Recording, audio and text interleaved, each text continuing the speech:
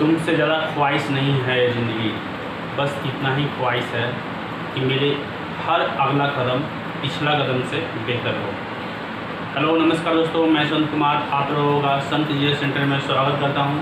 आइए आज हम लोग इस वीडियो में भारत में जो यूरोपियन कंपनी जो भारत में आई थी, यूरोपियन कंट्री भारत में आई थी, उसके बारे में पीछे बारे में हम लोग पढ़ चुके हैं कि पुर्तगाल कैसे आया, कैसे किस तरह भारत पर आकर के अपना कब्जा जमाया था। उसके बाद भारत के जो अंग्रेज आए थे, पुर्तगाल आए थे, पुर्तगाल के बाद जो आया थे डच। अब डच के बारे में हम लोग समझते हैं। देखिए डच जो आए थे, ये सबसे पहले ये डच मूल रूप से ये जो कंपनी ये देश है ये नीदरलैंड्स की निवासी है। मूल रूप से नीदरलैंड के निवासी हैं और उसी को जो है डच कहा गया है। आगे देखते हैं, प्रथम डच यात्री कार्नेलिया हाउटमैन था। प्रथम जो डच यात्री था कार्नेलिया हाउटमैन था और उसने सुमात्रा द्वीप पर पहुंचा। सुमात्रा द्वीप, जैसे सुमात्रा द्वीप यहाँ है तो ये देख रहे हैं ना, यहाँ पे है, इसके साइड में मतलब इधर जैसे ये पूरा भारत है।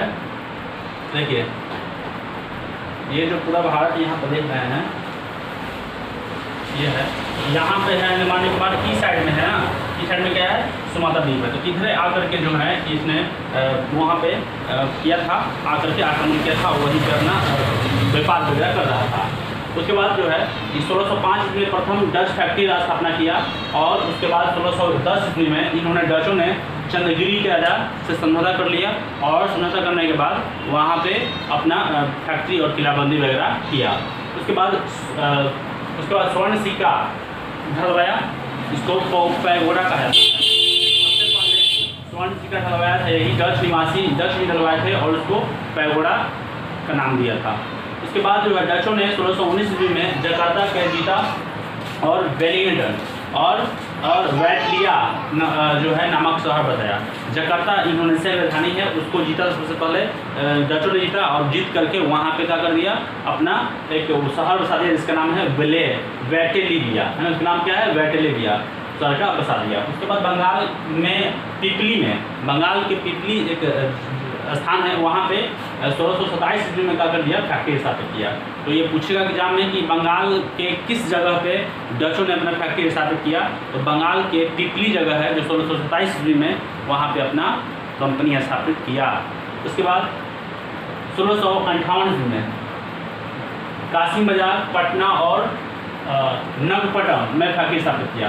1658 में डचों ने 1658 में 3 जगह अपना फैक्ट्री स्थापित किया, कासिम बाजार, पटना और नागपट्टनम में। इन तीनों जगह अपना फैक्ट्री स्थापित कर दिया था 1658 ईस्वी में। अगला क्वेश्चन, औरंगजेब ने डचों के 3.5% चुंगी पर कर पर बंगाल, बिहार और उड़ीसा में छूट दिया। मतलब औरंगजेब जो जिसमें था औरंगजेब, उसने इसको 3.5% चुंगी लिया, कर लिया और उसको बंगाल, बिहार और उड़ीसा में व्यापार करने के लिए छूट दिया था डचों का। अगला है, इन्होंने मसालों के बजाय भारतीय कपड़ों का प्रमुखता से जो है मार्केटिंग किया। मतलब पूरे जो भी यूरोपियन देश आए थे उन सभी ने एक होड़ था मसाला के लेकर के कि इधर के जो मसाला ले जाएंगे और उधर बेचेंगे तो काफ़ी मुनाफा होगा। लेकिन डच जो आया, डच का शुरू से ही ये मसालों को छोड़ करके ये कपड़ा पर ही फोकस किया और यहाँ की कपड़ा को ज़्यादा महत्व दिया और कपड़ा ले जाकर यहाँ से यूरोप में वगैरह में बेचता था और काफ़ी मतलब भारतीय कपड़ा को उधर महत्व था उस समय, तो ये कपड़ा ले जाता था डच। अगला है, अगला जो इन्होंने किया बजा सकते हैं 1759 ईस्वी में इन्होंने 1759 ईस्वी में बेदरा के साथ युद्ध हुआ अंग्रेज और डच में। 1761 ईस्वी में 1759 ईस्वी में बेदरा के युद्ध में हार गए और अंग्रेज से भारत में शक्ति का मामला, मतलब अंग्रेज जो है, अंग्रेज ने 1759 ईस्वी में डचों को बुरी तरह से हरा दिया और इसी हार से ये तय हो गया कि अब जो है डच यहाँ पे नहीं रहने वाला है। तो इसी के साथ बुढ़िया बिस्तर बांध के डच यहाँ से चले गए, मतलब फिर दोबारा लौट के नहीं है, क्योंकि अंग्रेज का वर्चस्व क्या हुआ था, बढ़ गया था। और अंग्रेज उस समय 1759 ईस्वी में बेदरा के युद्ध में, याद रखिएगा बहुत बार क्वेश्चन पूछा है, 1759 ईस्वी में बेदरा के युद्ध में डचों हार गए अंग्रेजों से, इसीलिए इन्होंने भारत को छोड़ दिया क्योंकि यहाँ भारत में उनकी शक्ति पूरी तरह से समाप्त हो गई थी।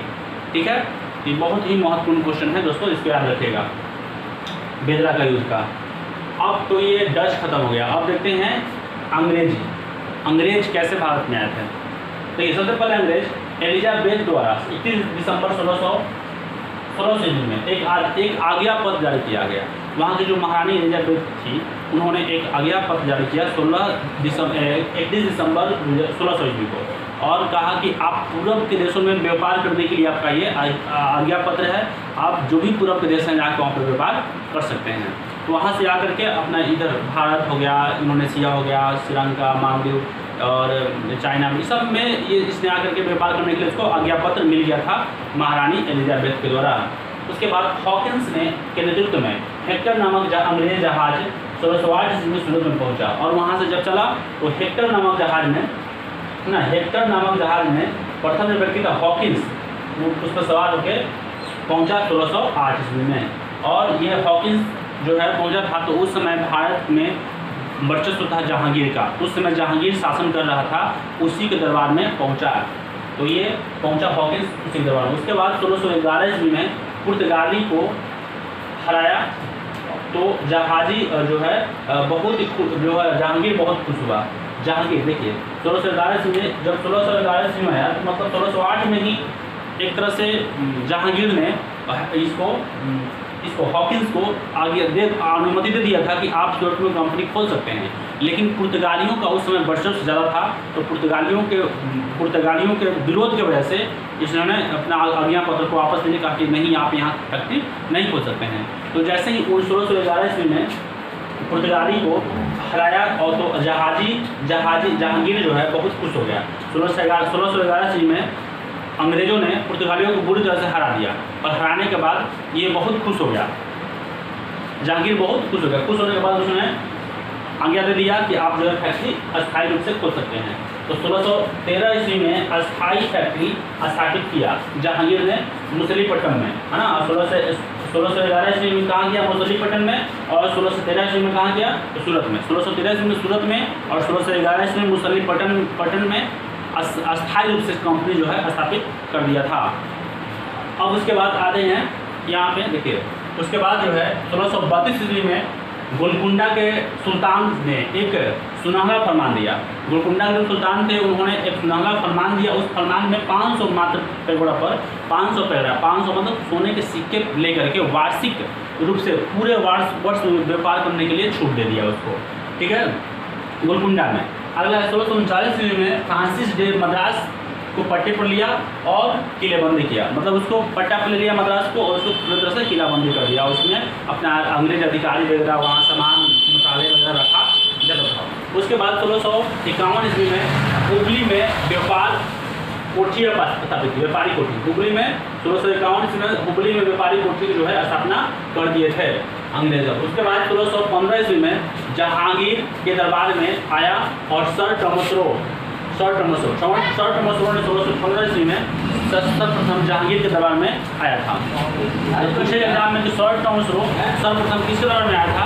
सर्वप्रथम दरबार में आया था, वो आया था जो ये जहांगीर के दरबार में आया था 1615 ईस्वी में सर टमसरो। उसके बाद पुर्तगाली राजकुमार और चार्ल्स द्वितीय का विवाह हुआ। पुर्तगाली राजकुमारी ब्रिगेंजा और चार्ल्स द्वितीय का बीच विवाह हुआ, और इस विवाह के में पुर्तगालियों को उस समय ये पूरा बम्बई था, तो पूरा बम्बई गिफ्ट कर दिया किसको? चार्ल्स द्वितीय को, क्योंकि शादी में जहेज वगैरह दिया जाता था, तो जहेज में पूरा मुंबई जो है दे दिया किसको? चार्ल्स द्वितीय को, पुर्तगालियों ने। और उसके बाद और कुछ ही समय बाद अपने पास नहीं रख पाए चार्ल्स द्वितीय, क्योंकि राजा थे, उनको कहाँ था टैक्स वगैरह वसूलने का समय, तो उन्होंने ईस्ट इंडिया कंपनी को दे दिया 10 पाउंड वार्षिक पर, और देने के बाद वहाँ से अपना ये चले गए, और ये सब वहाँ के टैक्स वगैरह जो है ईस्ट इंडिया कंपनी वसूला करती थी। उसके बाद आया 1680 ईस्वी का दौर। 1680 ईस्वी में फरमान आया औरंगजेब का, कोई भी चुंगी कर कर्मचारियों से लेने के लिए परेशान नहीं करेगा। 1680 ईस्वी में औरंगजेब ने फरमान जारी किया और कहा कि अंग्रेजी जो कर्मचारी हैं, कंपनी जो कर्मचारी हैं, उसको कोई भी तंग नहीं करेगा चुंगी के लिए, यानी कर टैक्स के लिए। और उसको टैक्स बहुत ही कम कर दिया था, उसका टैक्स वगैरह कर दिया था 3.5% 2% ही कर दिया था, बहुत ही टैक्स कम कर दिया था। और साथ ही कर दिया था कि टैक्स दे या ना दे उनके ऊपर है, आप उसको तंग नहीं कर सकते हैं। उसके बाद 1686 में हुगली को लूट लिया। अंग्रेजों ने हुगली को लूटा, और लेकिन अंग्रेज उस समय औरंगजेब उस समय बहुत ही मजबूत था, और हुगली को लूटा अंग्रेज सब, फिर उसको मार के भगा दिया और लूटा, और वहाँ से अंग्रेज फिर भाग भी गए। उसके बाद आता है जॉब चार्नक। ठीक है, जॉब चार्नक ने 1690 ईस्वी में सुल्तानी और कोलकाता को, सुल्तानी में कोलकाता का नींव डाल दिया। कोलकाता का नींव सुल्तानी ने 1690 ईस्वी में डाल दिया था। ये क्वेश्चन बहुत बार पूछा है। जॉब चार्नक कोलकाता का वास्तुकार या नींव डाला था कौन, और कब डाला था? तो 1690 ईस्वी में कौन डाला था? जॉब चार्नक ने। इसको भी याद रखिएगा ध्यान से। अगला हैमिल्टन नामक बैग ने, देखिए हैमिल्टन नामक बैग ने फ्लूसर एक बार बहुत जोर से उसकी बीमारी हो गया था, तो वहाँ पे एक डॉक्टर था, एक बैग था, तो बैग का नाम था हैमिल्टन। हैमिल्टन नामक बैग ने उसको फ्लूसर को ठीक कर दिया, जो लाइलाज बीमारी था उसको ठीक कर दिया। और ठीक करने के बाद इन्होंने क्या किया कि बहुत खुश हो गए, फ्लूसर बहुत खुश हो गए, और खुश होने के बाद इसने एक फरमान जारी कर दिया, और उस फरमान का नाम है 1700 में फरमान जारी कर दिया। और उस फरमान में कहा गया, उस फरमान में औरंगजेब ने कह दिया कि मतलब बंगाल में 3000 रुपया, मात्र 3000 वार्षिक कर पर बंगाल में पूरी तरह से व्यापार करने का छूट दे दिया। दूसरा इससे काम है, सूरत में 10,000 रुपया लेकर के वार्षिक छूट दे दिया व्यापार करने के लिए, ठीक ना। ये सब खुश होने के बाद ही किया है। तीसरा, कंपनी का सिक्का पूरे देश में चलेगा। कंपनी का जो सिक्का है वो पूरे देश में चलेगा। ये जो है फ्लूसर का फरमान था। तो इस फरमान जो आया था, तो इसमें अंग्रेजों को काफ़ी जो है फ़ायदा हुआ, और पूरे देश में उसका सिक्का चलने लगा। तो उसका बहुत रुपया उस समय कमाया, और बहुत ही आर्थिक रूप से बहुत मजबूत हो गया था अंग्रेज। उसी को देख के ये एक और नामक इतिहासकार ने कहा, ये अंग्रेजों का, ये कंपनी का मैग्ना कार्टा कहा गया। इसको क्या कहा? कंपनी का मैग्ना कार्टा। मतलब कंपनी जो है बहुत ही आगे निकल गई थी उतने ही सालों में। उसके बाद डेनिस आया, उसके बाद कौन आया? फिर डेनिस आया। डेनिस जो है, उसके बाद डेनिस आगमन आया 1616 ईस्वी में। डेनिस 1616 ईस्वी में आगमन हुआ, और उसके बाद स्वीडिश ईस्ट इंडिया कंपनी 1763 ईस्वी में व्यापार चीन के साथ थी। मतलब जो आए थे सब स्वीडिश, डेनिस, ये जो है ज़्यादा दिन तक व्यापार किया, लेकिन भारत से उतना व्यापार नहीं किया। ज़्यादा व्यापार किससे किया? चाइना के साथ किया। उसके बाद 1745 ईस्वी में ये फैक्ट्री जो है, इसका जो फैक्ट्री था उसको बेच दिया, और बेच के यहाँ से चला गया। तो इतना ही है ओवरऑल। इसमें जो महत्वपूर्ण क्वेश्चन है उसी को हम लोग